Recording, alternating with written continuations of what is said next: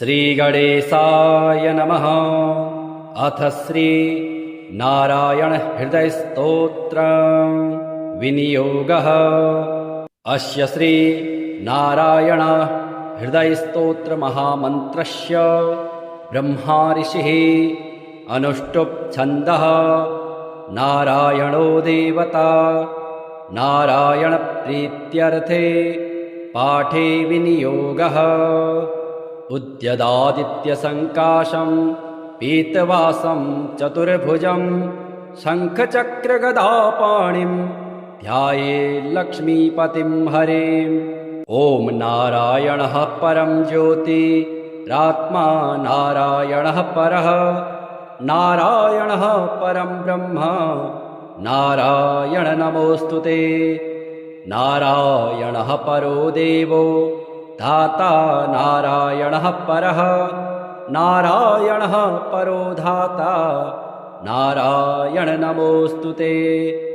नारायणः परं धाम ध्यानं नारायणः परः नारायण परो धर्मो नारायण नमोऽस्तुते। नारायणः परो देवो विद्या नारायणः परः विश्वं नारायणः साक्षान् नारायण नमोऽस्तुते। नारायणाद् विधिर्जातो जातो नारायणाद् भवः जातो नारायणादिन्द्रो नारायण नमोऽस्तुते। रविर्नारायणस्तेजः चन्द्रो नारायणो महा वह्निर्नारायणः साक्षात् नारायण नमोऽस्तुते। नारायण उपास्यः स्यात् गुरुर्नारायणः परः नारायणः परो बोधो नारायण नमोऽस्तुते। नारायणः फलं मुख्यं सिद्धिर्नारायणः सुखं हरिर्नारायणः शुद्धिर्नारायण नमोऽस्तुते। निगमा वेदितानन्त कल्याण गुणवारिधे नारायण नमस्तेस्तु नरकारणवतारक। जन्म मृत्यु जरा व्याधि पारतन्त्र्यादिभिः सदा दोषैर्स्पृष्टरूपाय नारायण नमोऽस्तुते। वेदशास्त्रार्थ्यं विज्ञान साध्यभक्त्येकगोचर नारायण नमस्तेस्तु मामुद्धरभवार्णवात्। नित्यानन्दमहोदार परात्पर जगत्पते नारायण नमस्तेस्तु मोक्षसाम्राज्यदायिने। आब्रह्मस्तं पर्यन्तमखिलात्म महाश्रय सर्वभूतात्मभूतात्मन् नारायण नमोऽस्तुते। पालिताशेषलोकाय पुण्यश्रवणकीर्तन नारायण नमस्तेस्तु प्रलयोदकसायिने। निरस्त सर्वदोषाय भक्त्यादि गुणदायिने नारायण नमस्तेस्तु त्वां विना नहि मे गतिः। धर्मार्थ काम मोक्षाख्य पुरुषार्थ प्रदायिने नारायण नमस्तेस्तु पुनस्तेस्तु नमो नमः। नारायण त्वमेवासि दहराख्ये हृदि स्थितः प्रेरिता प्रेयमाणानां त्वया प्रेरितमानसः। त्वदाज्ञां शिरसा कृत्वा भजामि जनपावनं नानोपासनमार्गाणां भवकृत् भावबोधकः। भावार्थकृतभवातीतो भवसौख्यप्रदो मम त्वन्मायामोहितं विश्वं त्वयैव परिकल्पितं। त्वदधिष्ठानमात्रेण सा वै सर्वार्थकारिणी त्वमेव तां पुरस्कृत्य मम कामान् समर्थय। न मे त्वदन्यस्त्रातास्ति त्वदन्यन्न हि दैवतं त्वदन्यं न हि जानामि पालकं पुण्यवर्धनं। यावत् सांसारिको भावो मनस्थो भावनात्मकः तावत् सिद्धिर्भवेत् साध्या सर्वदा सर्वदा विभो। पापिनामहमेकाग्रो दयालूनां त्वमग्रणीः दयनीयो मदन्योऽस्ति तव कोऽत्र जगत्त्रये। त्वयाहं नैव शिष्टश्चेत् न स्यात् तव दयालुता आमयो वा न शिष्टश्चेत् दोषधस्य वृथोदयः। पापसङ्गपरिश्रान्तः पापात्मा पापरूपधिक् त्वदन्यः कोऽत्र पापेभ्यः त्रातास्ते जगति तले। त्वमेव माता च पिता त्वमेव बन्धुश्च सखा त्वमेव विद्या द्रविणं त्वमेव सर्वं मम देवदेव। प्रार्थना दशकं चैव मूलाष्टकमतः परं यः पठेत् शृणुया नित्यं तस्य लक्ष्मीः स्थिरा भवेत्। नारायणस्य हृदयं सर्वाभीष्टफलप्रदं लक्ष्मीहृदयकं स्तोत्रं यदि चेदद्विना कृतं तत्सर्वं निष्फलं प्रोक्तं लक्ष्मीः क्रुध्यते सर्वदा। एतत् संकलितं स्तोत्रं सर्वाभीष्टफलप्रदं जपेत् संकलितं कृत्वा सर्वाभीष्टमवाप्नुयात्। नारायणस्य हृदयम् आदौ जप्त्वा ततः परम् लक्ष्मी हृदयकं स्तोत्रं जपेन्नारायणं पुनर्नारायणं जप्त्वा पुनर्लक्ष्मीनुतिं जपेत्। तद्वद्होमादिकं कुर्यात् देतत् संकलितं शुभम् एवं मध्ये द्विवारेण जपेत् संकलितं शुभम्। लक्ष्मी हृदयके स्तोत्रे सर्वमन्यत् प्रकाशितं सर्वान् कामान् वाप्नोति आधिव्याधिभयं हरेत्। गोप्यमेतत् सदा कुर्यात् न सर्वत्र प्रकाशयेत् इति गुह्यतमं शास्त्रं प्रोक्तं ब्रह्मादिभिः पुरा। लक्ष्मी हृदय प्रोक्तेन विधिना साधयेत् सुधे तस्मात् सर्वप्रयत्नेन साधयेत् गोपयेत् सुधे। यत्र तत्पुस्तकं तिष्ठेत् लक्ष्मी नारायणात्मकं भूतपैशाच वेताल भयं नैव तु सर्वदा। भृगुवारे तथा रात्रो पूजयेत् पुस्तकद्वयं सर्वदा सर्वदा स्तुत्यं गोपयेत् साधयेत् सुधे। गोपनात् साधनान् लोके धन्यो भवति तद्वतः। श्रीशङ्कर उवाच नमस्ते परमानन्द नमो नीलाभलोचन नमस्ते हरये तुभ्यं त्रयीमूर्तिर्धराय च। नीलजीमुतवपुषे नमस्ते लोकनायक देवानां वरदातासे प्रसन्नार्ते हर प्रभो। एकाम्रकनिवासाय नमस्ते पीतवाससे त्रिगुणैर्बाह्यरूपाय शङ्खचक्रावधारिणे।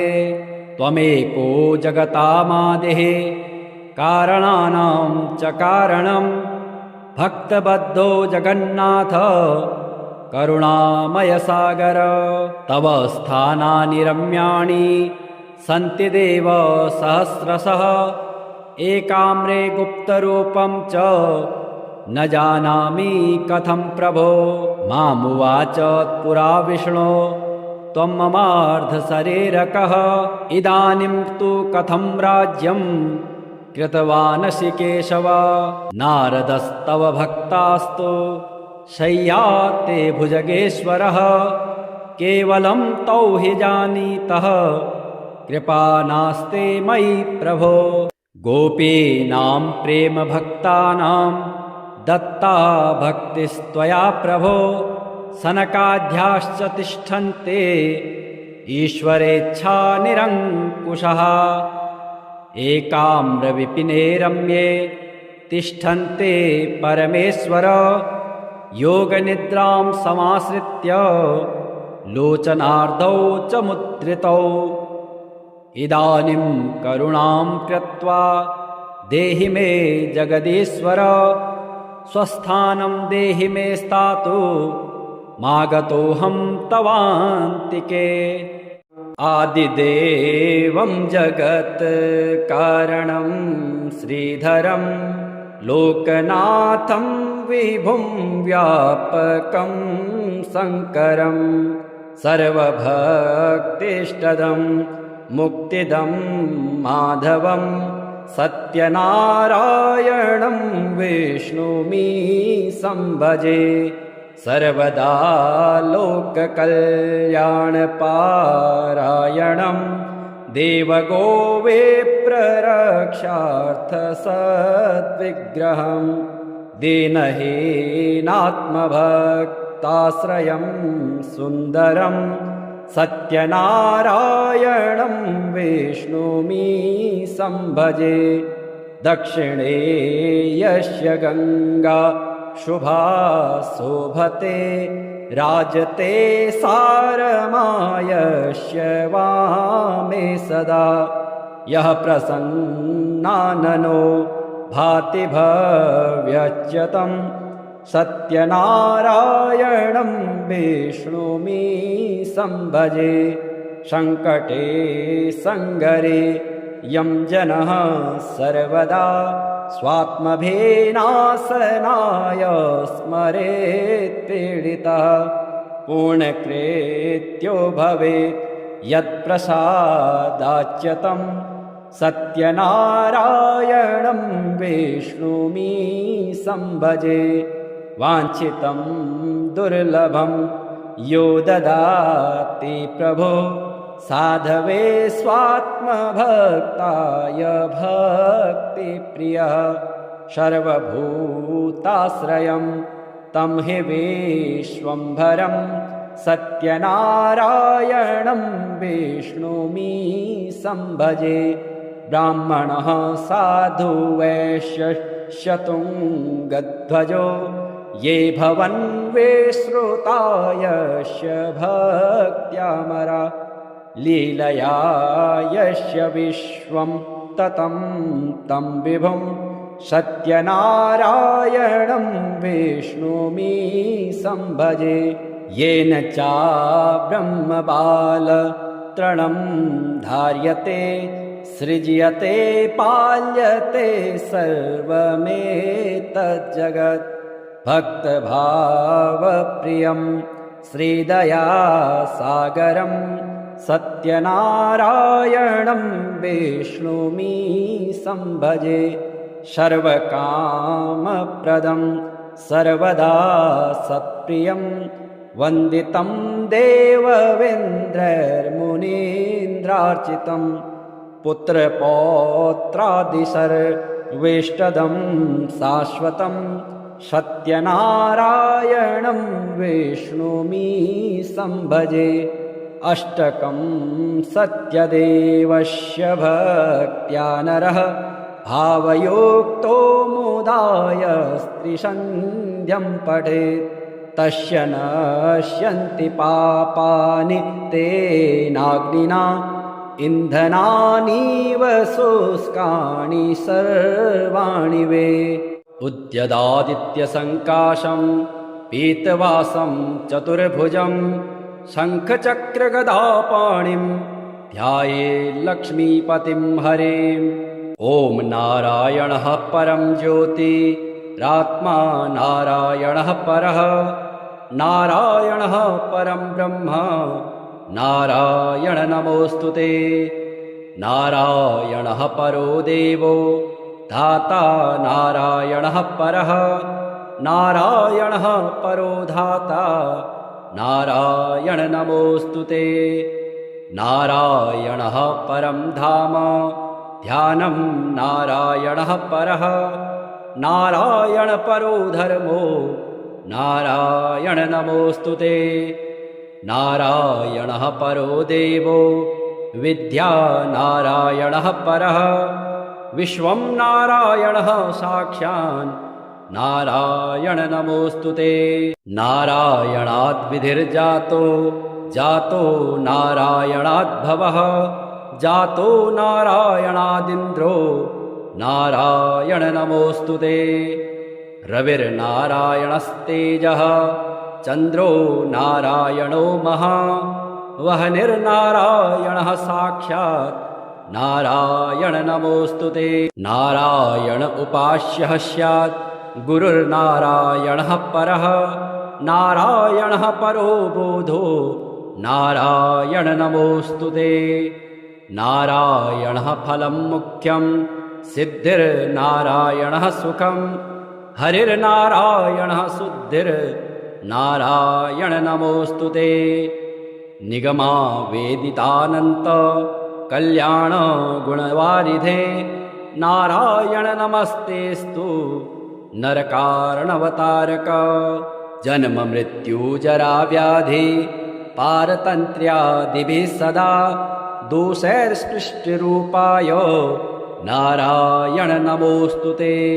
वेदशास्त्रार्थ्यं विज्ञान साध्यभक्त्येकगोचर नारायण नमस्तेस्तु मामुद्धर भवार्णवात्। नित्यानन्द महोदार परात्पर जगत्पते नारायण नमस्तेस्तु मोक्षसाम्राज्यदायिने। आब्रह्मस्तं पर्यन्तमखिलात्म महाश्रय सर्वभूतात्मभूतात्मन् नारायण नमोऽस्तुते। पालिताशेषलोकाय पुण्यश्रवणकीर्तन नारायण नमस्तेस्तु प्रलयोदकसायिने। निरस्त सर्वदोषाय भक्त्यादि गुणदायिने नारायण नमस्तेस्तु त्वां विना नहि मे गतिः। धर्मार्थ काम मोक्षाख्य पुरुषार्थ प्रदायिने नारायण नमस्तेस्तु पुनस्तेस्तु नमो नमः। नारायण त्वमेवासि दहराख्ये हृदि स्थितः प्रेरिता प्रेयमाणानां त्वया प्रेरितमानसः। त्वदाज्ञां शिरसा कृत्वा भजामि जनपावनं नानोपासनमार्गाणां भवकृत् भावबोधकः। भावार्थकृत भवातीतो भवसौख्यप्रदो मम त्वन्मायामोहितं विश्वं त्वयैव परिकल्पितं। त्वदधिष्ठानमात्रेण सा वै सर्वार्थकारिणी त्वमेव तां पुरस्कृत्य मम कामान् समर्थय।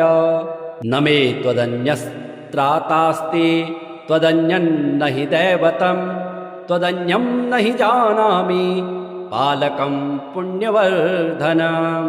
यावत् सांसारिको भावो मनस्थो भावनात्मकः तावत् सिद्धिर्भवेत् साध्या सर्वदा सर्वदा विभो। पापिनामहमेकाग्रो दयालूनां त्वमग्रणिः दयनीयो मदन्योऽस्ति तव कोऽत्र जगत्त्रये। त्वयाहं नैव शिष्टश्चेत् न स्यात् तव दयालुता आमयो वा न शिष्टश्चेत् दोषधस्य वृथोदयः। पापसङ्गपरिश्रान्तः पापात्मा पापरूपधिक् त्वदन्यः कोऽत्र पापेभ्यः त्रातास्ति जगति तले। त्वमेव माता च पिता त्वमेव बन्धुश्च सखा त्वमेव विद्या द्रविणं त्वमेव सर्वं मम देवदेव। प्रार्थना दशकं चैव मूलाष्टकमतः परं यः पठेत् शृणुया नित्यं तस्य लक्ष्मीः स्थिरा भवेत्। नारायणस्य हृदयं सर्वाभीष्टफलप्रदं लक्ष्मीहृदयकं स्तोत्रं यदि चेदद्विना कृतं तत्सर्वं निष्फलं प्रोक्तं लक्ष्मीः क्रुध्यते सर्वदा एतत् संकलितं स्तोत्रम् सर्वाभीष्टफलप्रदम् जपेत् संकलितं कृत्वा सर्वाभीष्टमवाप्नुयात् नारायणस्य हृदयम् आदौ जप्त्वा ततः परम् लक्ष्मी हृदयकं स्तोत्रम् जपेन्नारायणं पुनः पुनर्नारायणं जप्त्वा पुनर्लक्ष्मीनुतिं जपेत् तद्वद्होमादिकं कुर्यात् देतत् संकलितं शुभम् एवं मध्ये द्विवारेण जपेत् संकलितं शुभम् लक्ष्मी हृदयके स्तोत्रे सर्वमन्यत् प्रकाशितं सर्वान् कामान् वाप्नोति आधिव्याधिभयं हरेत् गोप्यमेतत् सदा कुर्यात् न सर्वत्र प्रकाशयेत् इति गुह्यतमं शास्त्रं प्रोक्तं ब्रह्मादिभिः पुरा लक्ष्मी हृदय प्रोक्तेन विधिना साधयेत् सुधे तस्मात् सर्वप्रयत्नेन साधयेत् गोपयेत् सुधे यत्र तत्पुस्तकं तिष्ठेत् लक्ष्मी नारायणात्मकं भूतपैशाच वेताल भयं नैव तु सर्वदा भृगुवारे तथा रात्रो पूजयेत् पुस्तकद्वयं सर्वदा सर्वदा स्तुत्यं गोपयेत् साधयेत् सुधे गोपनात् साधनान् लोके धन्यो भवति तद्वतः श्रीशङ्कर उवाच नमस्ते परमानन्द नमो नीलाभलोचन नमस्ते हरये तुभ्यं त्रयीमूर्तिर्धराय च नीलजीमुतवपुषे नमस्ते लोकनायक देवानां वरदातासे प्रसन्नार्ते हर प्रभो एकाम्रकनिवासाय नमस्ते पीतवाससे त्रिगुणैर्बाह्यरूपाय शङ्खचक्रावधारिणे त्वमेको जगतामादिः कारणानां च कारणं भक्तबद्धो जगन्नाथ करुणामय सागर तव स्थानानि रम्याणि सन्ति देव सहस्रशः एकाम्रे गुप्तरूपं च न जानामि कथं प्रभो मामुवाच पुरा विष्णो त्वं ममार्धशरीरकः इदानीं तु कथं राज्यं कृतवानसि केशव नारदस्तव भक्तास्तु शय्याते भुजगेश्वरः केवलं तौ हि जानीतः कृपा नास्ते मयि प्रभो गोपीनां प्रेम भक्तानां दत्ता भक्तिस्त्वया प्रभो सनकाद्याश्च तिष्ठन्ते ईश्वरेच्छा निरङ्कुशः एकाम्रविपिने रम्ये तिष्ठन्ते परमेश्वर योगनिद्रां समाश्रित्य लोचनार्धौ च मुद्रितौ इदानीं करुणां कृत्वा देहि मे जगदीश्वर स्वस्थानं देहि मे स्थातु मागतोऽहं तवान्तिके आदिदेवं जगत्कारणं श्रीधरं लोकनाथं विभुं व्यापकं शङ्करं सर्वभक्तिष्टदं मुक्तिदं माधवं सत्यनारायणं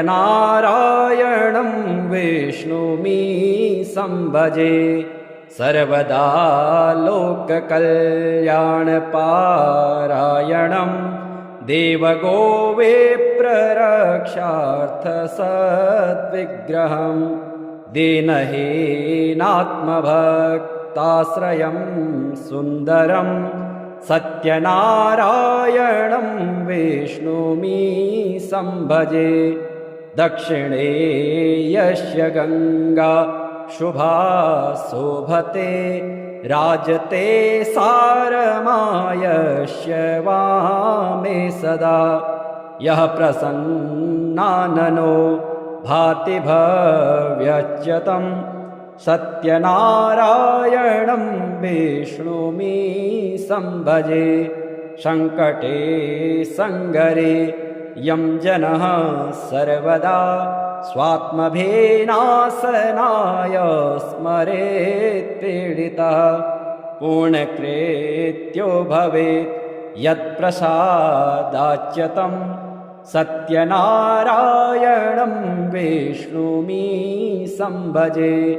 वाञ्छितं दुर्लभं यो ददाति प्रभो साधवे स्वात्मभक्ताय भक्तिप्रियः सर्वभूताश्रयं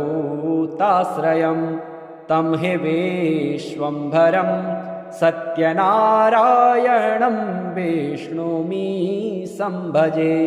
ब्राह्मणः साधु वैश्यशतुङ्गध्वजो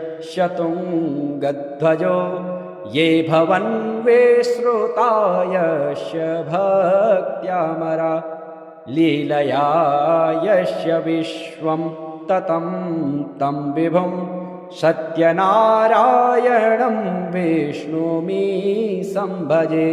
येन चाब्रह्मबालतृणं धार्यते सृज्यते पाल्यते सर्वमेतज्जगत् भक्तभावप्रियं श्रीदयासागरं सत्यनारायणं विष्णुमि संभजे। सर्वकामप्रदं सर्वदा सत्प्रियं वन्दितं देववेन्द्रैर्मुनीन्द्रार्चितं पुत्रपौत्रादिसर्वेष्टदं शाश्वतं सत्यनारायणं विष्णुमि संभजे। अष्टकं सत्यदेवस्य भक्त्या नरः भावयोक्तो मुदाय स्त्रीसन्ध्यं पठेत् तस्य नश्यन्ति पापानि तेनाग्निना इन्धनानीव शुष्कानि सर्वाणि वे। उद्यदादित्यसङ्काशं पीतवासं चतुर्भुजं शङ्खचक्रगदापाणिं ध्यायेत् लक्ष्मीपतिं हरिम्।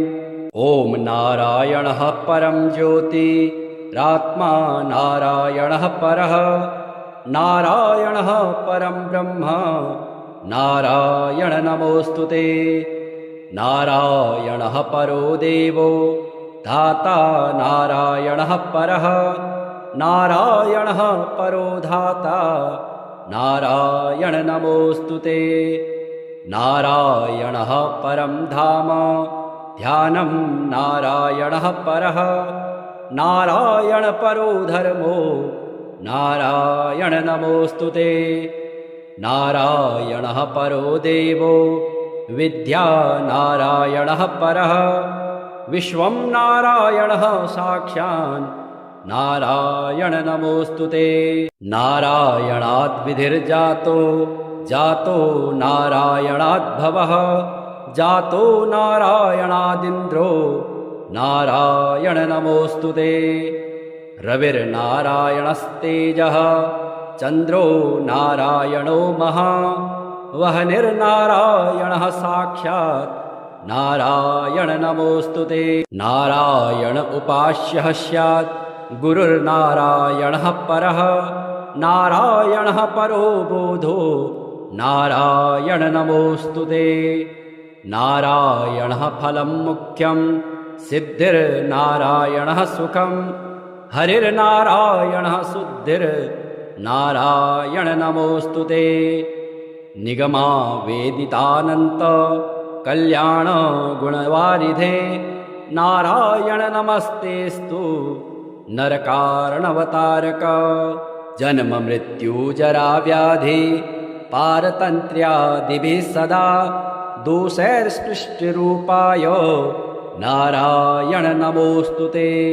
वेदशास्त्रार्थ्यं विज्ञान साध्यभक्त्येकगोचर नारायण नमस्तेस्तु तर्भवाणवात् नित्यानन्दमहोदार परात्पर जगत्पते नारायण नमस्तेस्तु मोक्षसाम्राज्यदायिने आब्रह्मस्तं पर्यन्तमखिलात्म महाश्रय सर्वभूतात्मभूतात्मन् नारायण नमोऽस्तु ते पालिताशेषलोकाय पुण्यश्रवणकीर्तन नारायण नमस्तेस्तु प्रलयोदकसायिने निरस्तसर्वदोषाय भक्त्यादि गुणदायिने नारायण नमस्तेस्तु त्वां विना नहि मे गतिः धर्मार्थकाममोक्षाख्य पुरुषार्थप्रदायिने नारायण नमस्तेस्तु पुनस्तेस्तु नमो नमः नारायण त्वमेवासि दहराख्ये हृदि स्थितः प्रेरिता प्रेयमाणानां त्वया प्रेरितमानसः त्वदाज्ञां शिरसा कृत्वा भजामि जनपावनं नानोपासनमार्गाणां भवकृद्भावबोधकः भावार्थकृतभवातीतो भवसौख्यप्रदो मम त्वन्मायामोहितं विश्वं त्वयैव परिकल्पितं त्वदधिष्ठानमात्रेण सा वै सर्वार्थकारिणी त्वमेव तां पुरस्कृत्य मम कामान् समर्थय न मे त्वदन्यस्त्रातास्ति त्वदन्यन्न हि दैवतं त्वदन्यं न हि जानामि पालकं पुण्यवर्धनं यावत् सांसारिको भावो मनस्थो भावनात्मकः तावत् सिद्धिर्भवेत् साध्या सर्वदा सर्वदा विभो पापिनामहमेकाग्रो दयालूनां त्वमग्रणिः दयनीयो मदन्योऽस्ति तव कोऽत्र जगत्त्रये त्वयाहं नैव शिष्टश्चेत् न स्यात् तव दयालुता आमयो वा न शिष्टश्चेत् दोषधस्य वृथोदयः पापसङ्गपरिश्रान्तः पापात्मा पापरूपधिक् त्वदन्यः कोऽत्र पापेभ्यः त्रातास्ति जगति तले त्वमेव माता च पिता त्वमेव बन्धुश्च सखा त्वमेव विद्या द्रविणं त्वमेव सर्वं मम देवदेव प्रार्थना दशकं चैव मूलाष्टकमतः परं यः पठेत् शृणुया नित्यं तस्य लक्ष्मीः स्थिरा भवेत् नारायणस्य हृदयं सर्वाभीष्टफलप्रदं लक्ष्मीहृदयकं स्तोत्रं यदि चेदद्विना कृतं तत्सर्वं निष्फलं प्रोक्तं लक्ष्मीः क्रुध्यते सर्वदा एतत् संकलितं स्तोत्रं सर्वाभीष्टफलप्रदं जपेत् संकलितं कृत्वा सर्वाभीष्टमवाप्नुयात् नारायणस्य हृदयम् आदौ जप्त्वा ततः परम् लक्ष्मी हृदयकं स्तोत्रं जपेन्नारायणं पुनः पुनर्नारायणं जप्त्वा पुनर्लक्ष्मीनुतिं जपेत् तद्वद्होमादिकं कुर्यात् देतत् संकलितं शुभम् एवं मध्ये द्विवारेण जपेत् संकलितं शुभम् लक्ष्मी हृदयके स्तोत्रे सर्वमन्यत् प्रकाशितं सर्वान् कामान् वाप्नोति आधिव्याधिभयं हरेत् गोप्यमेतत् सदा कुर्यात् न सर्वत्र प्रकाशयेत् इति गुह्यतमं शास्त्रं प्रोक्तं ब्रह्मादिभिः पुरा लक्ष्मी हृदय प्रोक्तेन विधिना साधयेत् सुधे तस्मात् सर्वप्रयत्नेन साधयेत् गोपयेत् सुधे यत्र तत्पुस्तकं तिष्ठेत् लक्ष्मी नारायणात्मकं भूतपैशाच वेताल भयं नैव तु सर्वदा। भृगुवारे तथा रात्रो पूजयेत् पुस्तकद्वयं, सर्वदा सर्वदा स्तुत्यं गोपयेत् साधयेत् सुदे। गोपनात् साधनान् लोके धन्यो भवति तद्वतः। श्रीशङ्कर उवाच नमस्ते परमानन्द नमो नीलाभलोचन नमस्ते हरये तुभ्यं त्रयीमूर्तिर्धराय च। नीलजीमुत वपुषे नमस्ते लोकनायक देवानां वरदातासे प्रसन्नार्ते हर प्रभो। एकाम्रकनिवासाय नमस्ते पीतवाससे त्रिगुणैर्बाह्यरूपाय शङ्खचक्रावधारिणे। त्वमेको जगतामादिः कारणानां च कारणं भक्तबद्धो जगन्नाथ करुणामयसागर। तव स्थानानि रम्याणि सन्ति देव सहस्रशः एकाम्रे गुप्तरूपं च न जानामि कथं प्रभो। मामुवाच पुरा विष्णो त्वं ममार्धशरीरकः इदानीं तु कथं राज्यं कृतवानसि केशव। नारदस्तव भक्तास्तु शय्याते भुजगेश्वरः केवलं तौ हि जानीतः कृपा नास्ते मयि प्रभो। गोपीनां प्रेम भक्तानां दत्ता भक्तिस्त्वया प्रभो। सनकाद्याश्च तिष्ठन्ते ईश्वरेच्छा निरङ्कुशः एकाम्रविपिने रम्ये तिष्ठन्ते परमेश्वर। योगनिद्रां समाश्रित्य लोचनार्धौ च मुद्रितौ। इदानीं करुणां कृत्वा देहि मे जगदीश्वर। स्वस्थानं देहि मे स्थातु मागतोऽहं तवान्तिके। आदिदेवं जगत्कारणं श्रीधरं लोकनाथं विभुं व्यापकं शङ्करं सर्वभक्तिष्टदं मुक्तिदं माधवं सत्यनारायणं विष्णुमि संभजे। सर्वदा लोककल्याणपारायणं देवगोविप्ररक्षार्थसद्विग्रहं दीनहीनात्मभक्ताश्रयं सुन्दरं सत्यनारायणं विष्णुमि संभजे।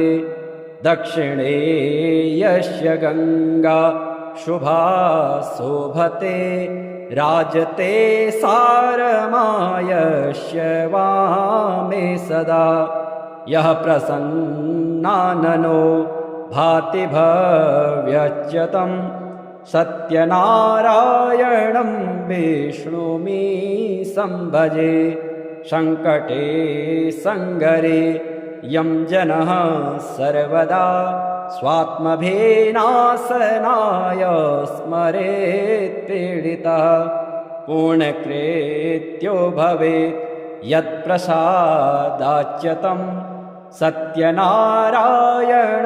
विष्णुमि संभजे।